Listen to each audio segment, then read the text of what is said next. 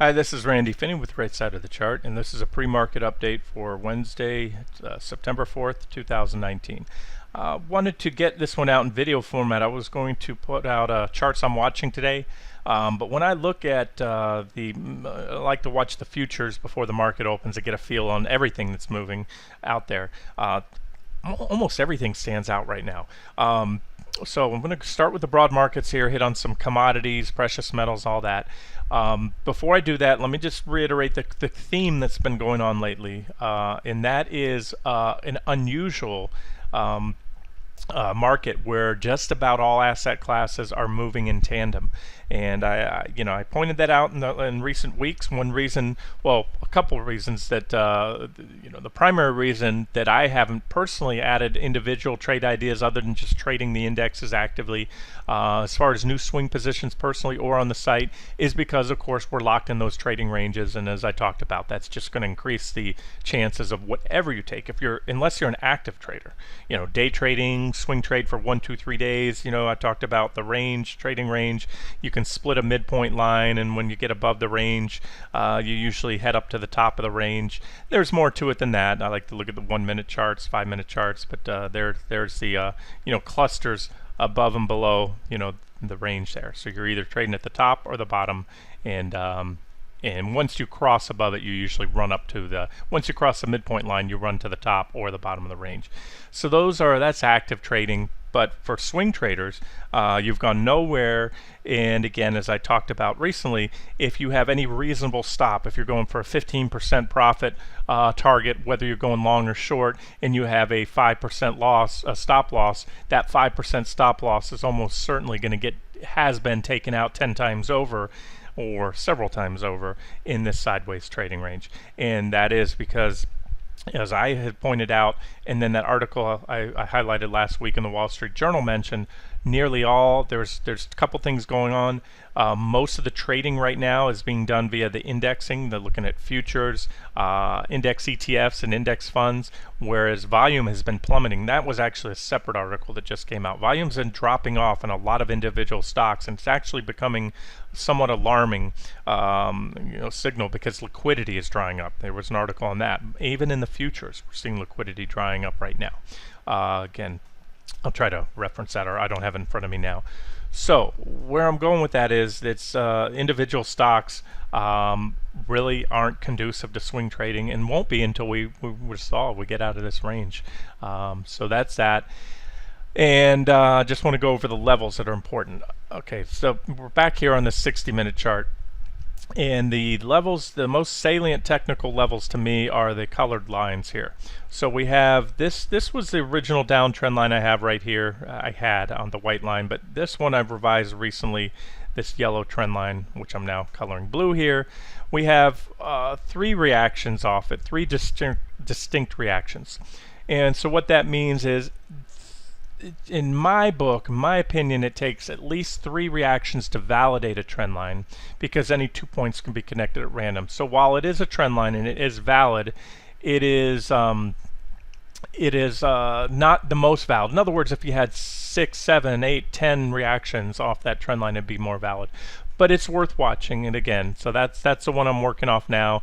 And QQQ is indicated to gap up somewhere right below it right now in the pre-market session. That could change by the time I get this video out to you guys, but that's where the Qs are indicated to gap now. So the other salient levels, I should have one. This should be colored. Let's just color it now. Is a downtrend line off the low, so that forms that symmetrical triangle pattern. So we're still in. You can look at it this way. We're still in the sideways trading range. You call it the August range, which is now really the August-September range right there. There's the top. There's your bottom if you exclude this here. So yes, we're in that, and then we're also in that potential triangle pattern. So we want to watch it, because a pop above that trend line could bring in buyers, but they're also going to be watching this level as well. I think I can tell you with the highest degree of confidence, anybody that's trading technicals is watching the recent highs on SPY and QQQ, because again, it's very simple. We've had multiple failures there, and if you know, this is technical charting 101, identifying support and resistance levels, and so that's certainly a level to watch. All those recent highs. You have the same thing going on in SPY as well, just a very, very well defined level. So those are the levels to watch. We're going to gap up. We're still in the midpoint of the range, and I said this yesterday on, I believe, in the video, maybe on that closing post that I put up, and I also answered this question to a member in the trading room under the comment section. Look, if you're not already short, if I was in cash right now, the best trade is no trade, because yesterday, although QQQ dipped slightly below that 185.95-ish midpoint level, we closed essentially right back on it, 185.66. When you're talking a 200 point, nearly 200 point security, 30 cents means it's not enough.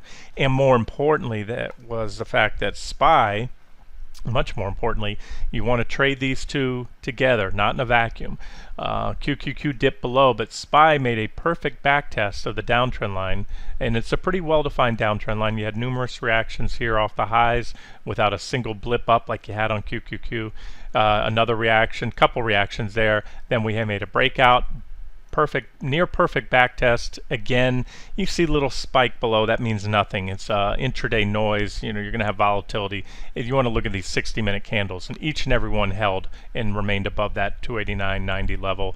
So you have a breakout and so far a successful back test. You had a little lift before the close, which meant you rallied off that level, and we're poised to gap right now 293.37 as I do the video. That would put us, you can see, a little shy of that the top of the trading range, and again, just very, very well defined. You want to ask me right now what I think happens, and again, and I said before yesterday, and unless we took this level out, we're not going to get that waterfall type selling. So far, we've successfully held the midpoint of the channel, and again, when I'm talking about that, is if you take the price channel. I'm just kind of recapping for those that missed it. Anytime you have not anytime, but most times you have a price channel or a trading range, I can put a midpoint on that range, and it seems that prices will either trade on the bottom half. So once you break below the midpoint, you run down and hit the bottom. That's the key, and then you trade there. And then when you break out above, you run to the top of the channel, and then the midpoint acts as support. You hit the top of the channel. So you can see most of these clusters have been, as I box them in, above and below, above and below. So right now we're in the top of the channel, and that's why I said yesterday, TA 101 is you don't short. If you didn't have any positions, it would have been very unobjective to short. You do one of two things on a pullback to support. You either go long with a stop below, or you wait for a break of the support, a convincing break, to go short. So that's where we're at, and if you're frustrated, just take a step back. If you have positions, remember, bigger picture, we haven't broke the top of the range or the bottom, so best to sit tight there. Now, if we run up and pop it, and I said this last time, but we never really popped it very much, and QQQ didn't go high. I have to imagine there's a lot of stop orders right here. There'll be a lot of longs that want to go, bulls that want to go long in the breakout, and a lot of shorts that'll probably stop out. So if they can get high enough above 294, you'll probably see some volume in making the breakout look convincing, but you do have pretty significant resistance overhead. And as I said before, we'll just have to assess that breakout if and when it occurs. It could happen today. Like I said, we're at the top of that range. I was surprised they didn't pop it a little more last time. So very much a possibility today. And again, we'll just have to assess it when it comes. I suspect it will be a stop clearing raid, the final one. But who knows? I thought back here we'd have the final move up to the top of that range, and it hasn't been the case. So, unless we break, convincingly break above the top or the bottom, this is what it is, and you just have to recognize, this trading range for what it is, which is just back and forth, all of August, and so far all of September, and we're at that top part of the range. So those are the key levels to watch. That's the takeaway on the indexes. The midpoint of the range, and the top of the range right now. And of course we had that trend line on QQQ I showed you as well, but let's really focus mostly on the top and the bottoms of the ranges. And if we start to see a big move in either direction, my focus will turn back to the daily charts. I don't want to skip over those. I almost did. I almost jumped into the 60-minute charts of the futures. But we had this breakdown in SPY. Here's your trading range right here, and we also have this minor trend line. So right now, these are the levels. Everything I'm color coding here. 294 at the top of the range. This potential trend line, and then of course the bottom of the range there around 282. So an upside break, what could it look like? Well, maybe a run back at the highs, where a downside break would take us back to the bottom of the channel, and then maybe below. Anything's possible. This is still where I'm leaning. Whether or not we get a pop above, which I would right now put odds that any pop is just going to be a stop clearing move, and we head back down. And that's based on a lot of what I'm seeing on this daily chart all the way out to the weekly and even monthly charts, but we still need a little more downside to really trigger some of the longer term sell signals. So that's that on SPY daily. QQQ daily chart, we have this trend line right here. I have tool. This is the benefit of the doubt, the lower trend line. You can pull it down here like this, or you can pull it like this.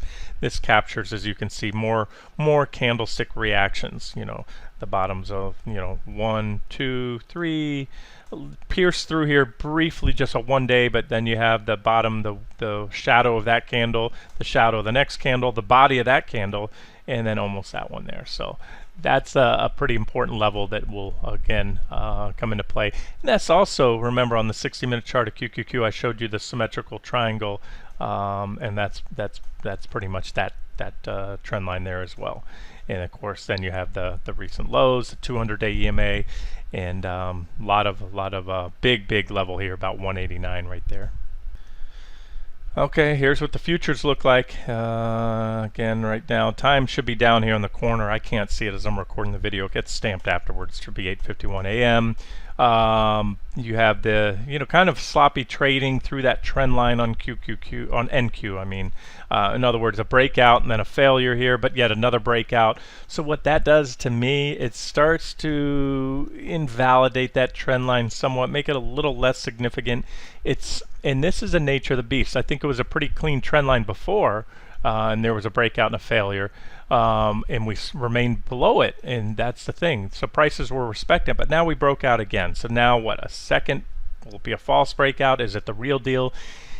I'll leave the trend line there. There's still enough reactions off it to make it valid, but yet we're trading through it. Now this, guys, by the way, is the nature of the beast when you're in a trading range. Because remember, that's a downtrend line, but the bigger picture also here is that sideways trading range for the last over a month now. And so therefore you're going to have this noise, this chop and slop.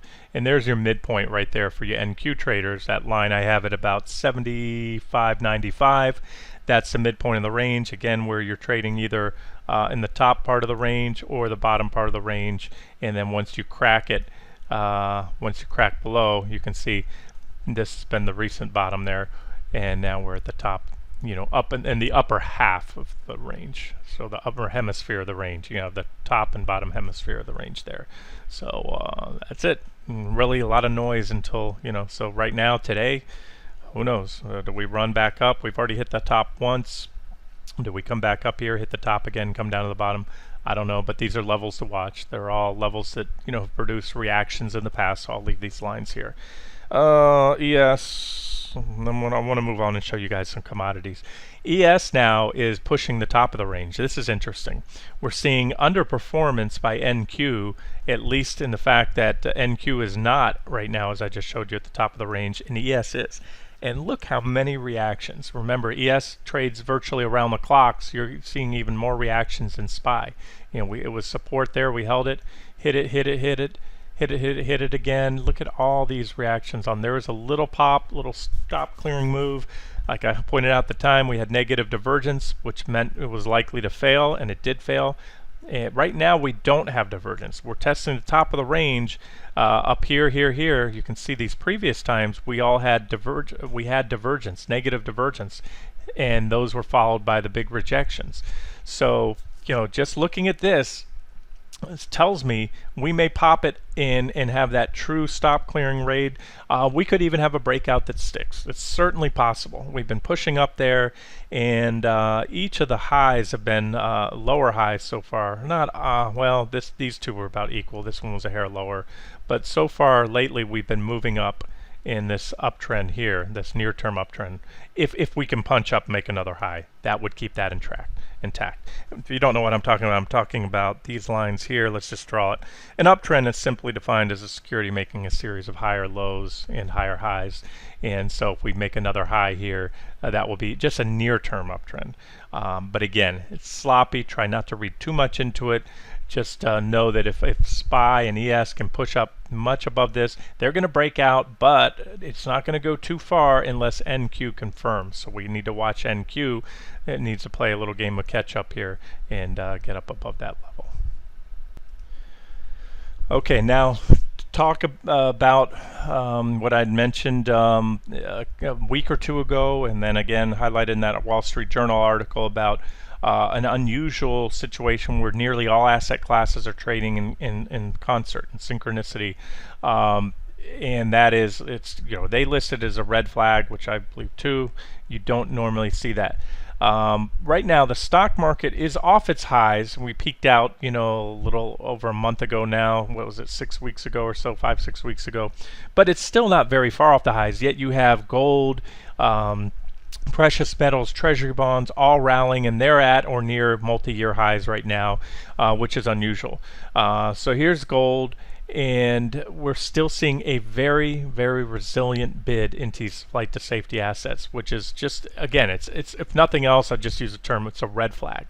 It's not normal, especially if stocks were to break out soon. One of the two is going to happen. Sooner or later there'll be a reversion. When I say reversion to the mean, I don't mean to catch up in prices. I'm talking about a reversion to the mean with the inverse correlation between these risk-on, risk-off assets. Gold and treasuries are risk-off. People flock to those when they fear market volatility, whether it's actually happening at the time or they're anticipating a big drop in the market. So we've had a drop, but we're not, again, we're back to the top of the trading ranges, and we're not very far off the highs in the S&P 500. Let's just look at QQQ is a little more volatile, so I'll use SPY. So SPY, where we opened today, we're right at the top of those trading ranges almost.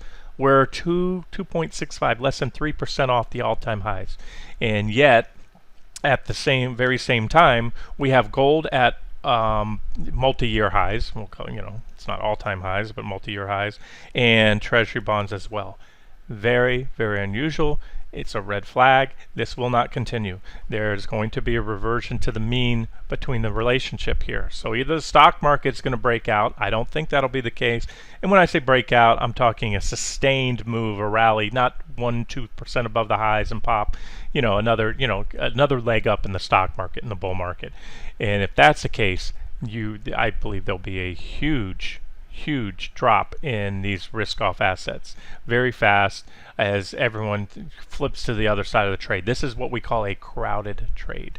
So again, I still think it's a very good hedge. It's not been working well lately because everything's going up together, and that is, again, unusual. But so again, it depends. You have to balance out how much you have in your short positions if you are short the market, and then you decide how much you want to put into gold and treasuries as far as a short trade. So that's one thing I wanted to mention, and let's just look at the futures from here. Let's go to silver. That's a daily. That's not the one I wanted to do. Let's find a 60-minute chart. Got one down here. There it is. Here's silver. It burned through the divergence here on the PPO. It still has some RSI divergence right here. There's the divergence right there. And again, it is, we broke out of this little symmetrical triangle pattern. But if the market breaks out to above the top of those ranges, most likely you will see a quick move down in silver. And here's the levels right there. There's the support levels. That's how much it can drop. Again, I maintain that the risk reward is not favorable right now. I believe in the precious metals to the upside to be starting new long positions, and I'm talking more active trading stuff. If you've got gold and silver in your portfolio and that's a core holding, I think it's a great core holding. I've been pounding the street on that, for going back for many months now on that, and I still think it makes up a piece of the pie in an asset allocation model, especially with the unfavorable outlook for the equity markets over the next 6 to 12 months or so. There's palladium. I'm just trying to hit on all the other metals. Platinum's been ripping. What they're doing now is silver, gold is stalled out, and I started with gold there. Again, all these, by the way, guys, unless I specify, these are 60-minute charts. So here's an hourly of GC gold. Gold's stalling out. It's not dropping, but it's really not going up much for weeks now, or actually months now. We had a trading range here, it broke above that, and it's been in a trading range that's just a hair higher than that.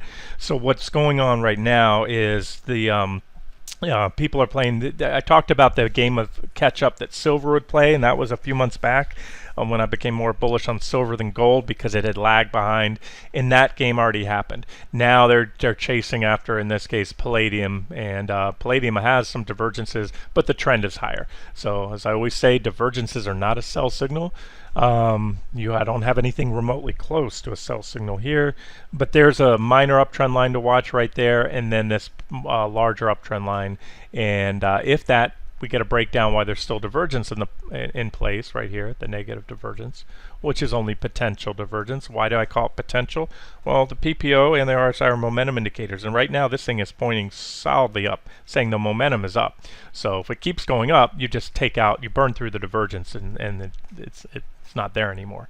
But if you do reverse and the PPO turns down and makes a bearish crossover, then you have confirmed divergence, and in that case that might set up a pullback trade for platinum there. Treasury bonds, again, so the paired trade, or the hedge trade between a short on equities and short on treasuries and gold, it's somewhat working. It's not really playing well. Both have gone nowhere. I'm kind of waffling around with there. I just showed you, we're back to the top of the trading ranges, but we're still in the trading ranges in equities. Treasury bonds were going up very strong, but they've also stalled out. What do I mean stalled out? Well, you can see right here, this goes back to August 15th. And now we're talking going on almost 3 weeks, and we're right exactly. Actually, we're below. When I put the crosshairs there, ZB, by the way, if I'm talking fast, guys, and I forget to mention, it's up here in the corner. These are 30-year Treasury bond futures. So as of today, we're below where we were 3 weeks ago. So just like the stock market, everything's kind of frozen here. Treasuries haven't gone up. Just because they haven't gone down, don't ever get that confused with they're still going up. They're not still going up. They're just refusing to drop, just like the stock market. It's kind of everything's flattening out, and things are going to break one way or another sooner or later. These trading ranges never last forever. So this chart indicates to me, and this is a little concerning, we have the negative divergence, kind of burned through. Well, that was a divergent high, and it did play out for a correction. There's a little ABC type correction. This would appear that treasuries are going to break down soon, and if that happens and come down here, maybe even lower, that would mesh with a breakout in the stock market. So just looking at this chart and looking at gold, at this point in time, and I can waffle off this position, it looks to me like this market's going to want to make a run at and break out of those highs, and because the posture of these risk-off assets looks like treasury bonds and gold want to correct. They're on the verge of it. They need that sell signal. They need to break this trend line. They need to break 164, 120. It's a very, very good support level, and if so, you get a move down to at least right here, possibly more. It all depends on where the stock market goes. But again, we're talking pretty small amounts here. So this would mesh, a little breakdown here and then a pop would mesh with a breakout in the stock market above those recent highs, if it in a failure right afterwards. So just something to watch there. And again, if nothing else, here's levels. If you want to actively trade, you want to take a short on ZB on a break of the trend line, or I think that's a pretty big level there, about 164, 120. You could certainly try that as well. And like I said, also it would be a hedge to equity short position, or an equity short position hedge, because if this goes down, stocks will probably going up at the same time. But who knows? Lately, the relationship has been positive correlation between the two. Here's Bitcoin. I posted a chart the other day. No sell signal yet. This is a big level. I said, there's no sell signal, but if this level breaks, and I showed you a level here, a downtrend line, give you this triangle pattern. We gapped above it the other day, but we really haven't gone anywhere. It's kind of been a breakout that just without any follow through. So I just wanted to update that and tell you we're still, I'm still watching this 94.54 level, and if that goes, that would be I might add that one on as a short trade, or GBTC. It's like an ETF that tracks Bitcoin, or you can trade futures, BRR, Bitcoin futures. Futures are up overnight, and not surprisingly, crude, as I told you, this one trades very, very much in line with the stock market. It's positively correlated, and it usually is as well. It's not just, the odd thing recently was treasuries and gold being correlated more with the stock market. But there's a little downtrend line on CL. We broke above it, moved up, and again, this move up right here that I just highlighted in the futures, not by coincidence, coincides with stock futures going up. So you trade one, you're trading the other. And again, you can look at the wash, rinse, repeat stuff. Recently, we had bullish divergence right here at the lows that led to that rally. Then we had a divergent high right here that led to that correction. Then we had divergence right there, positive divergence, and that's led to this rally so far. KC. These ag commodities have certainly been tradable. They still haven't put in a bottom. You can't say the bear market's over in the commodities, but this one may be setting up for the next trade. Look at the downtrend lines right here. You have a downtrend line, well-defined. Coffee trades well. There's your downtrend line. You have the divergent low you look for. It tells you, gives you an indication of, hey, that downtrend line may break out soon, and we may get an uptrend. And sure enough, we did. So that was a boom, boom, boom. Traded that one. There's your that ended with as you can see there, for some reason it's not shown here, my divergence line went away. You can see all the divergent highs and lows right here. So I don't know what happened here, all these lines are disappearing. There it is. Divergent highs, corrections, correction, and now we have a divergent low right here, and this is a pretty nice divergence right here, at least on our PPO. Nice clean. It's about equal lows on the RSI right there. So there's your divergence, and I have a couple alternative trend lines, but this is the one that I'm watching right now. So this, plus if it pops that trend line, you have a pretty good resistance here, about 97.977 on coffee futures. So we need to pop that, and then I would say probably just come right on through that 99.52 level and run at least here to that 102. That's a pretty decent move. What is that, a 5% or so right there? And potentially any of these other targets right there. So there's one pending a breakout right there. That is coffee futures. Another ag commodity is wheat, ZW. Let's make sure this chart's up to date. And it just took out this minor downtrend line. Let's see, I need to extend these divergence lines right here. And so this is a common theme I'm seeing on a lot of these ag commodities is divergent lows. I can certainly, and I need to mark up this chart a little more, add some more levels. I can see a big level right about here. So this would be an initial target, and if that can break out, maybe some more in wheat. Not really a convincing or impulsive breakout yet, so I'm watching these for now, but I wanted to pass them along to you guys. Because we may be coming up on the next trade there on the ag commodities. LB, this is lumber futures, working its way within this trading range. You can do a regular trading style, in a range, wash, rinse, repeat. Go long right up to the top of the range, and reverse, go short. Cover at the bottom of the range, buy dips at the bottom, and sell rips to the top. That's the trading range. And total unless broken, of course, then that's the next trade. If you break the range to the downside, then that would be a sell signal. So don't see very well-defined support levels to target. I just wanted to kind of touch on lumber for those of you interested. Corn is going to trade similar to wheat. There it is, ZC, corn futures.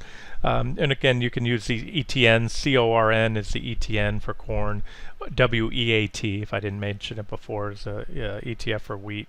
And these are, of course, the futures contracts. So there's what you have, a price channel here, divergent low, just like you had a divergent low back here. This divergent low didn't play out for a very big rally, but yet it did play out for a rally. And you can see potential targets there on ZC, corn future. Nat gas, I think we have, is it today? I have to check the economic calendar. Nat gas inventory is coming out. It's either nat gas or crude or both of those today or tomorrow. So keep an eye on that when you trade nat gas. This one just trades to the technicals. You can look at these trend lines here. Here's an uptrend line. There was a divergent high right there, and a run into resistance. I've had these levels. You could just do a search on the search function. /NG is I always put the / in front of the futures contracts. And oh, this one ended. I need to refresh this. Let me pull up the continuous contract here. Hold on, guys.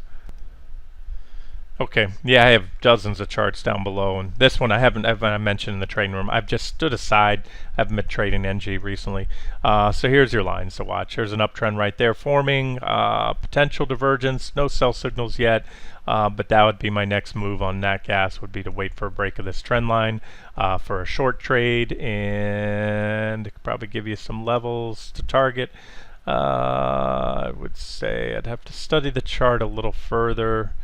Maybe add some Fibonacci levels as well.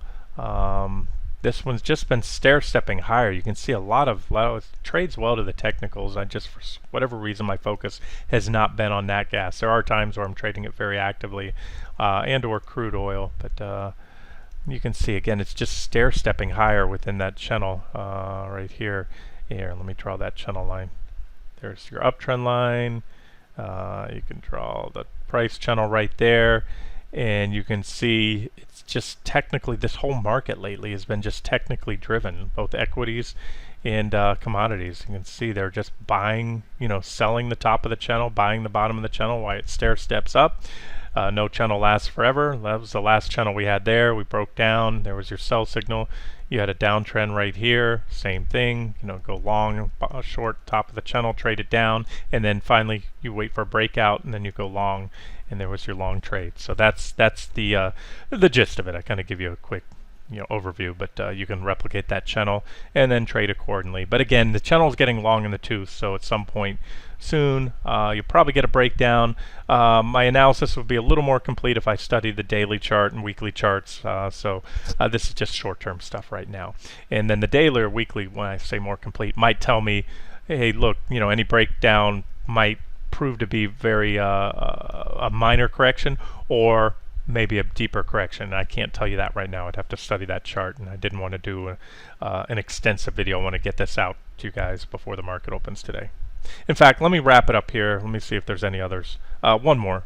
CC, cocoa. It's another ag commodity. So the common theme here is I'm seeing these ag commodities starting to maybe get some life here. Divergent low we had back here. Positive divergence, and from that point there was your divergent low. We broke out. You can see we had a nice clean downtrend line. We broke out, back tested it, had a little minor downtrend line there, and then we've moved up. And so far we pulled back, but we put in a higher low so far, and so we have possibly the early makings of an uptrend here in cocoa. CC, again, cocoa futures, and NIB is the ETF, or ETN I should say. So there's my next target, would be that previous reaction. If we break that level, this one could have more to go. And again, I'd have to take a look at the daily charts and weekly charts, but on the near-term charts I'm seeing some potential developments. And remember, the bigger picture is you're still, like everything else, a lot of things are in this locked into a trading range recently. So again, that's why, even in these ag commodities, haven't added these as swing trade ideas, because you're only going to go so far. If you're trading futures or leveraged up, you can make a pretty penny, even catching these small micro trends. But we really need cocoa really needs to break out above that basing pattern right here, and then it could potentially run. All right, we will wrap it up here. I want to get this out. It looks like it's going to make it out to you right after the opening bell. My apologies. I get talking about these charts. I go on, and I did want to cover a lot. So that's pretty much most of what I'm watching right now. Precious metals, ag commodities, treasury bonds, and of course the stock market. This has been Randy Finney with Right Side of the Chart. Hope you enjoyed it.